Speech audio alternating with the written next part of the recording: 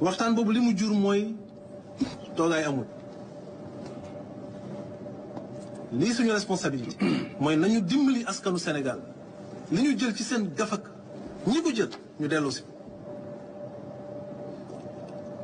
ci loolu lañ jël dossier yi def ci liñ ci war a def saytu ko tënk ko jébbal ko kilifa goo xam ne kilifa bu police la ànd ak njabootam moom tam di def liggéey bu mucc ayib muy waa dikk ñu tàmbali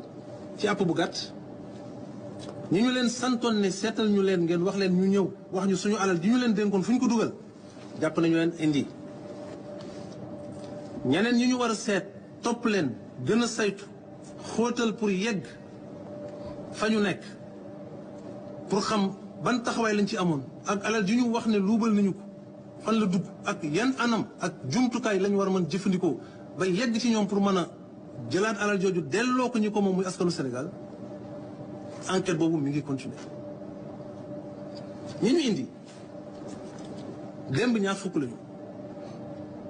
tey juróom-ñaar am na garde à vue boo xam ne actuellement nii mi ngi à la DIC ministère yi nga xam ne nag ci seen biir lañu gisee ne lii ñu jàpp ne jaaduwul amee na fa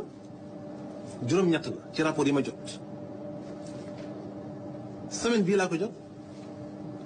deful sama bureau ñetti fan jox nañ ko DIC amul DIC ñaari fan liggéey baa ngi wéy ministère yi tudd naa ko léegi ña fa nekkoon ñii ay DAGE lañu ñii ay comptable lañu yoon mooma mayul may tudd tur mais ñi nga xam ne njort nañu ne seen loxo laale na ci ñoom ñëpp yoon ci ñi ci mën gis fii ñu toll ni ci enquête bi comme ni ma ko waxee ñu ngi koy continuer yoon teg na leen loxo bi mu ñëwee it lii suñu yitte mooy fexe nu askan bi jote seen alal suñu yitte du jël dugal ci kaso ci kaw loolu la yoon maye ñi ñu téye ñu am sañ-sañ mu bokk ci seeni àq ñu wax ne li ñu ma tuumaal defuma ko waaye li ñu ma topp ci alal ni mu toll maa ngi koy teg ci taabal ji bàyyee ndi ko fi bés bu ñu àttee ba ne man la na ko état jël jox ko askan bi bés bu ñu ma setalee ñu dellu ma sama alal foofu la ñu toll ba ci kaw loolu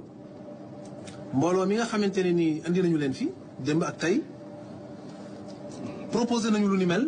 juge d'instruction yi nga xamante ne nii ñu ngi jàpp ci liggéey bi di ay juge d'instruction yoo xam ne dañu indépendant